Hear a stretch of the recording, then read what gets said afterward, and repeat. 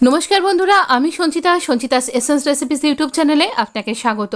জন্মাষ্টমীর অনেক অনেক শুভকামনা জানিয়ে আজকে শুরু করছি। আচ্ছা, যখন আপনি সুজি বানান তখন কি, বা প্রসাদের জন্য বা ডেইলি বেসিসে যখন বানান তখন কি সুজিটা আপনার এরকম ঝরঝরে হয় নাকি দলা পাকিয়ে যায়? আজকে আমি এরকম ঝরঝরে সুজি বানানো আপনার সাথে শেয়ার করব। আমরা একটুখানি তেল দিলাম, আপনি অবশ্যই ঘি ব্যবহার করুন।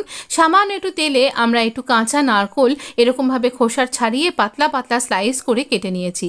সেটাকে খুব ভালো করে ভেজে নেব, মানে পুড়িয়ে ফেলবো না, কিন্তু যতক্ষণ পর্যন্ত না নারকোলের একটা নাটি গন্ধ আসছে ভাজা ভাজা বা এরকম একটু লালচে লালচে কালার আসছে ততক্ষণ পর্যন্ত এটাকে ভাজবো। এর সাথে আমি একটু সাজানোর জন্য ওপর থেকে দুটো কাজু বাদামও দিয়ে দিলাম। কাজু বাদামটাকেও এরকম লাল লাল করে ভেজে নেব। খেয়াল রাখতে হবে আমরা কিন্তু একদম লো ফ্লেমে এটা ভাজবো। এরকম রং ধরা হয়ে গেছে, এবার এটা তুলে নিলাম। আর একটা কড়াই নিলাম, যেখানে তেল দিইনি, ঘি দিইনি, বাটার দিইনি, দুধও দিইনি। এবার একটু সুজি আগে থেকে আমি হালকা একটু নেড়ে রেখেছিলাম। এখন তো বর্ষাকাল, একটু হালকা করে যদি গরম খোলায় নেড়ে রাখেন তাহলে পরে আর পোকা ধরবে না, তাই নেড়ে রাখা। তো আমি এখানে কালো এলাচের মানে বড় এলাচের দানাগুলো দিয়েছি কয়েকটা, একটা তেজপাতাও দিয়ে দিলাম। এতে ভালো গন্ধ আসবে, খেতেও খুব ভালো লাগবে। একটুখানি কাজু বাদাম, দু চারটে আলমন্ড বাদাম আর কয়েকটা কিশমিশকে ছোট ছোট টুকরো করে কেটে নিয়েছি। এটা এরকমভাবে দিলে পারে মুখে খুব ভালো লাগবে যখন মুখে পড়বে। তো এইরকমভাবে একদম হাই ফ্লেমে আমরা এটা নাড়াচাড়া করছি। এবার কাজু বাদাম আর কিশমিশ বাদাম সব কিছু, মানে যা যা কিছু ড্রাই ফ্রুটস আপনি খেতে পছন্দ করেন সেগুলো দিন, বা আপনি যদি মনে করছেন গোপালকে দেবেন তো সেই সব কিছু দিতে পারেন। তো দিয়ে খুব ভালো করে নাড়াচাড়া করছি। বেশ রং ধরে গেল যখন, তখন আমরা চিনি অ্যাড করে দিয়েছি। মিষ্টিটা যে যার স্বাদ অনুযায়ী ব্যবহার করবেন। তো এইরকমভাবে আমরা এবার একটু একটু করে জল দেব আর খুব তাড়াতাড়ি নাড়বো, ফ্লেমটা হাই থাকবে। এটাই হলো সিক্রেট।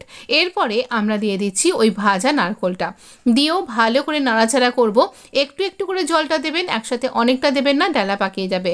তবে জলটা দেওয়ার সময় খেয়াল রাখবেন এটা কিন্তু খুব বেশি এদিক ওদিক ছিটকোয় যেন আপনার হাতে না লাগে। এবার আর জল না দিয়ে এটাকে খুব ভালো করে হাই ফ্লেমেই নাড়াচাড়া করব যতক্ষণ না এরকম শুকনো শুকনো হয়ে যাচ্ছে।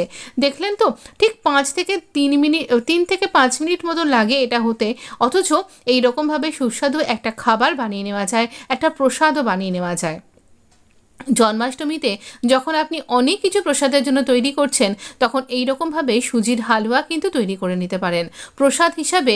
শুধুমাত্র জন্মাষ্টমীতে কৃষ্ণের ভোগের জন্যই নয়, আগামী দিনে যে কোনো নবরাত্রিতে বা আপনি গণেশ চতুর্থীতে বা দিওয়ালিতেও তৈরি করা যায়। আর এটাকেই যদি আপনি ফ্ল্যাট করে সাজিয়ে নিন, তারপরে যদি একটু নাট ছড়িয়ে দেন আর তারপর চৌকো চৌকো করে কেটে নেন, তাহলে আপনি সুজির বরফি বানিয়ে ফেলতে পারবেন।